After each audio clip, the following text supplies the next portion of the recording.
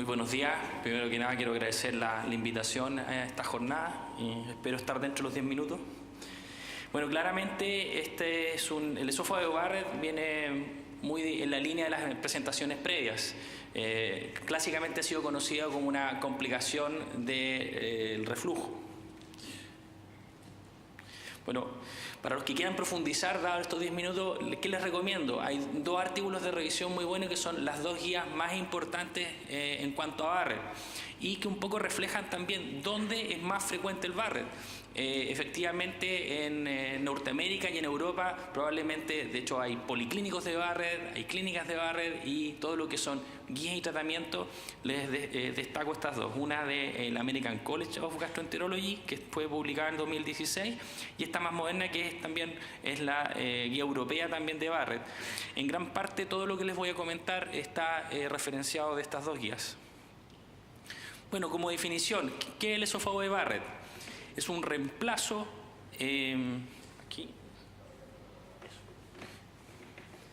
un reemplazo del epitelio, ¿no es cierto?, sobre todo escamoso distal de un esófago normal, por una mucosa de color salmón, que eso es lo que es evidente al verla, ¿no es cierto?, cuando hacemos una endoscopía, y que es claramente visible. Y la exigencia actual es que ésta sea sobre 1 centímetro. De hecho, cuando es menos de 1 centímetro, estas líneas setas irregulares, que son menores de 1 centímetro, la verdad que las guías son categóricas, que no se deben biopsiar porque no tendrían, ¿no es cierto?, progresión a neoplasia. Así que la exigencia es sobre 1 centímetro por sobre, ¿no es cierto?, la unión gastroesofágica.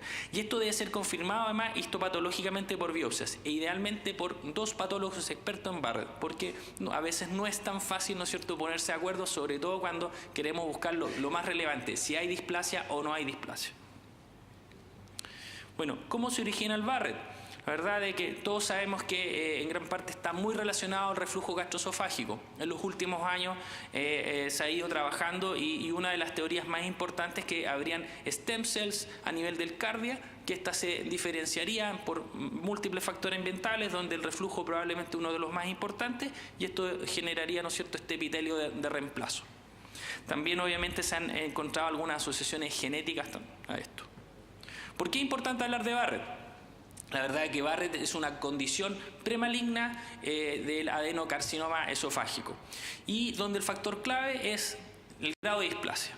La gran mayoría de los pacientes con Barrett son sin displasia, así que son relativamente sencillos, y un porcentaje sí tienen displasia. Y los que tienen displasia es importante porque pueden tener una progresión.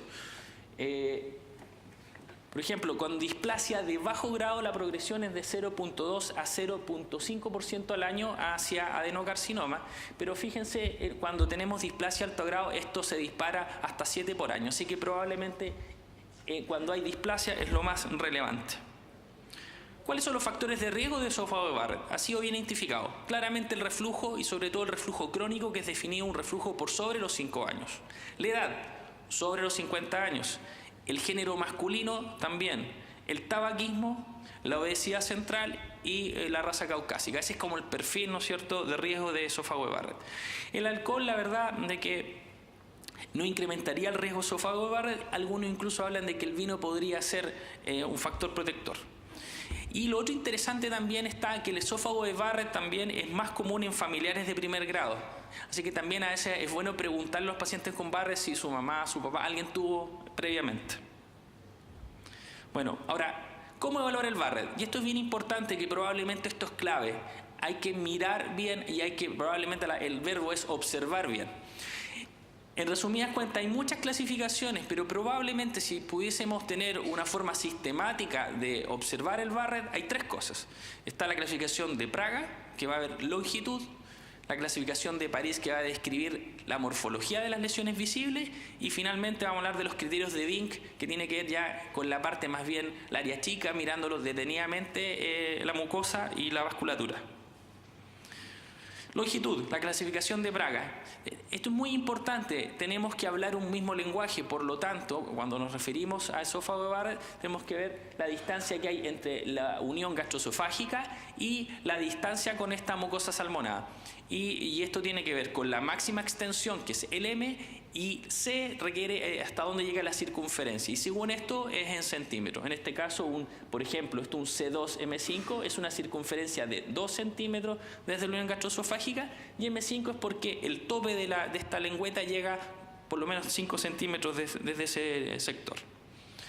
Esto es importante cuando nos enfrentamos, y esto siempre le digo a mis becados, cuando tenemos un Barrett, ¿es plano o es nodular? Eso es básico, porque si encontramos un área nodular en la mucosa, claramente el riesgo que haya displasia ahí es alta. Y obviamente cuando encontramos un esófago Barrett que es plano y es regular, la verdad que la probabilidad es menos probable. Así que este es una de las grandes diferencias al observar. ¿Cómo podemos ser más finos con esto? Utilizando la clasificación de París, pero va en la misma línea, o sea, de describir, ¿no es cierto?, si es plano, si es solevantado o si también tenemos un área de depresión. También las áreas de depresión, y esto es muy analogable a cualquier patología en el tubo digestivo, también es algo de mayor riesgo. Esto es bien interesante. Hay muchas clasificaciones que tienen que ver con lo que es cromoendoscopía y magnificación, pero probablemente esta, yo les sugiero, es la más simple. Son los criterios de Bing. ¿Qué significa esto? Analizar el patrón mucoso, mirarlo detalladamente, y el patrón vascular, y ver si es regular o irregular. Ejemplo de esto, estas son fotografías de algunos pacientes míos. Por ejemplo, observen las dos fotografías de arriba. Un concepto, no es lo mismo normal que regular. En primer lugar, esto no es normal porque esto es Barrett. Pero ojo, arriba podemos ver un patrón, hay alguna forma. Por ejemplo, aquí ustedes ven una forma tubular, pero esto ustedes lo pueden dibujar. Si lo pueden dibujar es regular. Aquí también. En cambio, aquí abajo, ustedes pueden ver que claramente tanto el entramado de la mucosa, el pit pattern, ya es irregular, es difícil de ver, o incluso puede ser ausente, y la vasculatura también. En este caso, esto es un área que está solevantada, esto es irregular. Cuando tenemos un Barrett regular, la probabilidad de displasia es mucho más baja. Y cuando tenemos irregularidad, la verdad que esto aumenta. Y hay un metaanálisis que habla de que si encontramos irregularidad, esto aumenta hasta un 34% la posibilidad de displasia. Manejo. Lo más importante, no asustar a los pacientes. Si se quedan con ese concepto, felices. ¿Por qué razón? Lamentablemente, todos los pacientes que en algún momento ven en su informe endoscópico y no han tenido acceso rápidamente a un médico, dicen Barrett, van a Google, cáncer. Y llegan angustiadísimos a la consulta, no doctor, me va a dar cáncer, hágame endoscopía cada 3, cada 6 meses. O sea, el paciente viene a proponer el seguimiento y eso es muy malo. Entonces, ese es el primer concepto, no asustar a los pacientes, y con eso me daría por satisfecho. La mayoría de los pacientes con Barrett, más del 90%, mueren de otras causas de la adenocarcinoma. Entre un 80 y un 90% de los adenocarcinomas son diagnosticados en pacientes sin Barrett conocidos. Así que Barrett no es sinónimo de cáncer. Manejo de esófago de Barrett. Obviamente, dentro del manejo, lo más relevante también es el manejo del reflujo. Obvio, y en ese sentido todo lo que ya se discutió fue muy importante en las presentaciones previas. Ahora aquí es más bien en los pacientes con Barrett que sí tienen, ¿no es cierto?, displasia, y en esto es muy importante ver la edad, las comorbilidades, el largo del Barrett, el grado de displasia, si hay compromiso o no de la mucosa y submucosa, etcétera. Esto es bien importante. Cuando tenemos Barrett asociado a neoplasia, tenemos que definir si hay compromiso de la mucosa o submucosa. ¿Y por qué es tan importante esto? Cuando hay compromiso de la mucosa, existe un riesgo de metástasis que va del 1 al 2%, pero cuando esto llega a la submucosa, esto se dispara a un 10%. Entonces, conceptualmente, eso hace la diferencia. O sea, cuando tenemos compromiso solo de la mucosa, podría ser susceptible de tratamiento endoscópico, pero si tenemos compromiso de la submucosa, no es presentable, ¿no es cierto?, ese riesgo, por lo tanto la cirugía es el mejor tratamiento. Entonces, si definimos finalmente en cuanto a tratamiento dos tipos de Barrett, el Barrett plano y el nodular, cuando tenemos un Barrett plano y no encontramos displasia, tenemos que manejarlo obviamente con todo lo que es el tratamiento médico, pero además la recomendación es seguir a estos pacientes con endoscopía, y no son tan seguidas, incluso cada 3, cada 5 años. ¿Dónde tenemos que ser mucho más rápido en cambiar esto? Por ejemplo, cuando tenemos displasia. Cuando hay displasia ya desde bajo grado hacia adelante, la recomendación es erradicarlo. ¿Y cómo? En este caso, por ejemplo, podemos utilizar radiofrecuencia. La radiofrecuencia es, ¿no es cierto?, destruir esta mucosa con este tratamiento y la verdad que la respuesta es bastante buena. Finalmente, cuando tenemos nodularidad, las nodularidades hay que sacarlas para poder hacer un adecuado diagnóstico, diferenciar si el compromiso es mucoso o submucoso, y en este caso la recomendación es retirar esto. Dependiendo de dónde se haga, en Occidente probablemente es más mucosectomía y también está ingresando también IST, pero es mucho más sencilla la mucosectomía en Barrett. Y obviamente, por ejemplo, en países como Japón, el IST también, pero el concepto es sacar, ¿no es cierto?, esta nodularidad. Y la cirugía, como les decía yo, cuando hay compromiso de la submucosa, probablemente la cirugía es el rol más relevante. Mensajes finales. Esófago de Barrett no es sinónimo de cáncer.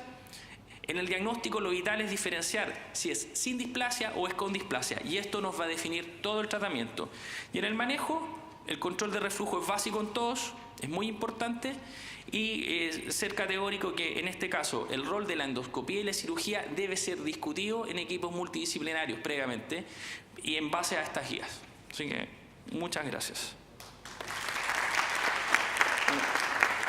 Un segundo, aprovecho también de invitarlos, 17 y 18 de agosto tenemos un curso de endoscopía, un aviso de utilidad pública, si les interesa aún más la hermosa endoscopía. Gracias. Gracias, Alberto.